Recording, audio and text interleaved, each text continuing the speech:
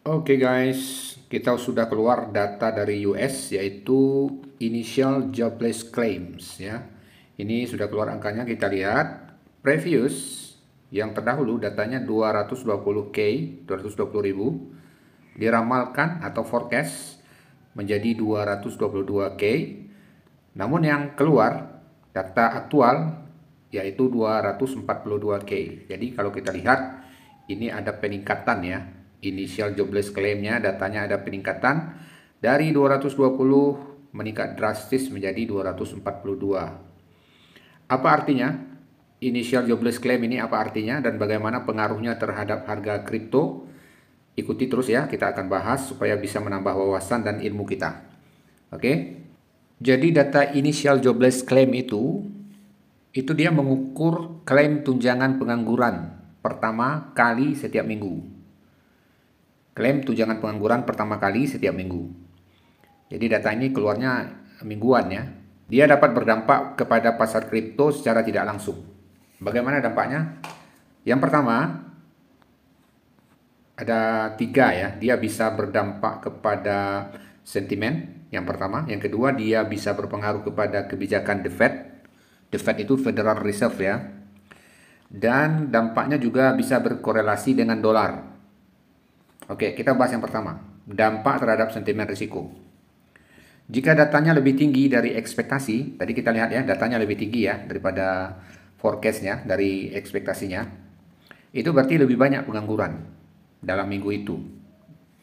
Jadi bisa memicu kekhawatiran tentang perlambatan ekonomi. Nah, ini sentimen ya.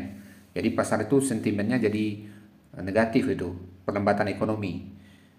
Pengaruhnya dapat menyebabkan investor menjauhi aset-aset yang berisiko tinggi, seperti contohnya cryptocurrency. Nah, itu dampak sentimennya. Ya, kalau angkanya naik dari ekspektasi. Sebaliknya, kalau datanya lebih rendah dari ekspektasi, artinya lebih sedikit pengangguran ya. Ini menandakan ekonomi kuat yang bisa meningkatkan minat. Kalau ekonomi kuat kan orang lebih berminat terhadap aset yang sifatnya spekulatif, yang lebih tinggi risikonya, high risk. Salah satunya adalah kripto. Jadi kripto akan cenderung naik karena banyak liquidity baru, ada dana segar baru yang masuk ke pasar kripto, bisa mendongkrak harga kripto itu naik kalau datanya lebih rendah. Nah, tadi kita lihat data initial jobless claim-nya malah meningkat drastis, lebih tinggi ya. Inilah yang membuat harga Bitcoin saat ini menjadi tertekan. Iya, nah ya, kita lihat setelah keluar data ini tadi, kita lihat ada 3 candle merah yang membuat Bitcoin tertekan dari harga 87.000 dolar menjadi 86.000 dolar. Ya, setelah data ini keluar, berarti ada pengaruhnya ya. Data initial jobless claim ini berpengaruh terhadap pergerakan harga Bitcoin. Oke. Oke, itu tadi dampaknya terhadap sentimen. Tapi sisi baiknya itu dia berdampak terhadap kebijakan The Fed, Federal Reserve ya. Apa dampak kepada kebijakan The Fed? Ini berita baiknya. Tadi berita buruknya ya. Angkanya naik, cenderung kripto tuh jadi turun ya. Kalau angkanya menurun malah kripto jadi naik.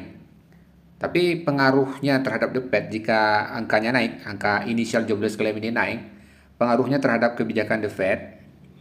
Jika angka klaim pengangguran itu tinggi, The Fed bisa lebih dovish. Dovish itu maksudnya lebih longgar, kebijakan moneternya itu lebih longgar.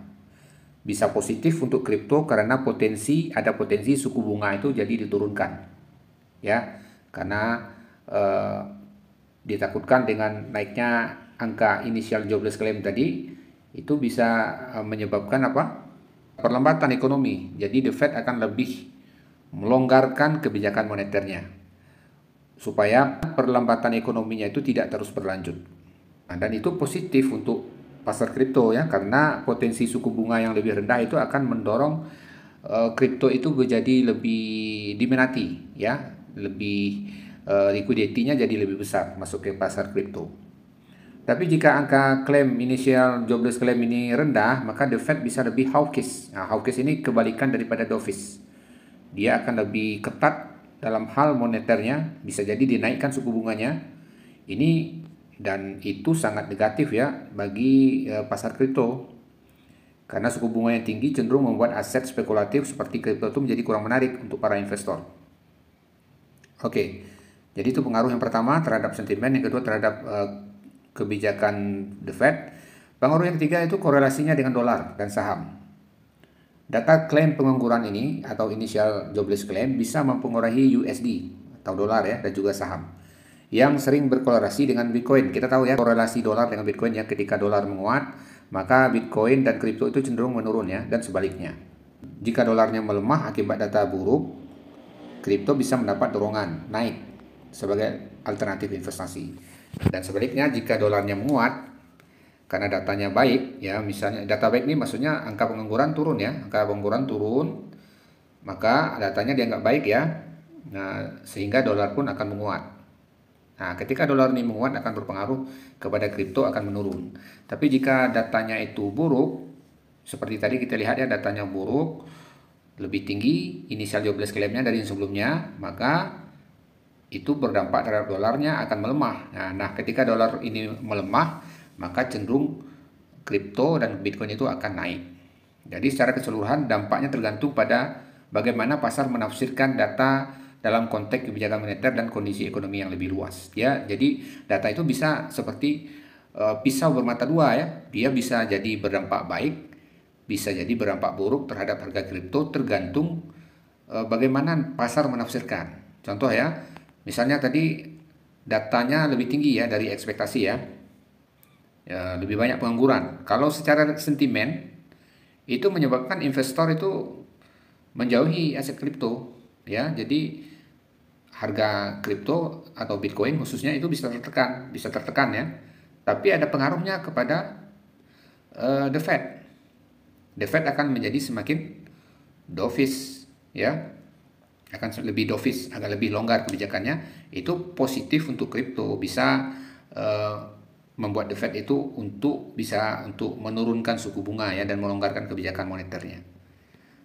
Jadi seperti pisau bermata dua ya, terhadap sentimen dia bisa jadi negatif, tapi terhadap The Fed, pengaruh kebijakan The Fed dia bisa menjadi positif. Demikian juga dengan korelasi dolar.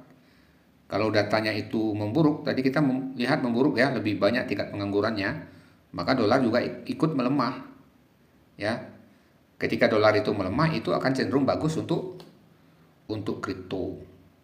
Dan sebaliknya jika dolar itu menguat, maka cenderung itu akan menekan harga kripto, khususnya Bitcoin.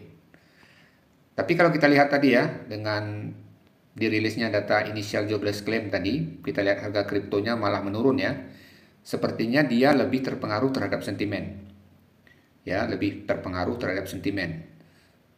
Ya, karena dengan data yang lebih tinggi tadi, pengangguran lebih tinggi, lebih banyak pengangguran di atas dari data sebelumnya, sehingga hal ini memicu kekhawatiran tentang perlambatan ekonomi yang dapat menyebabkan investor menjauh dari aset berisiko ya. Jadi karena datanya naik, initial jobless claim-nya jauh naik dari forecast, dari ekspektasi, para investor lebih banyak memilih menjauhi aset berisiko seperti kripto dan Bitcoin.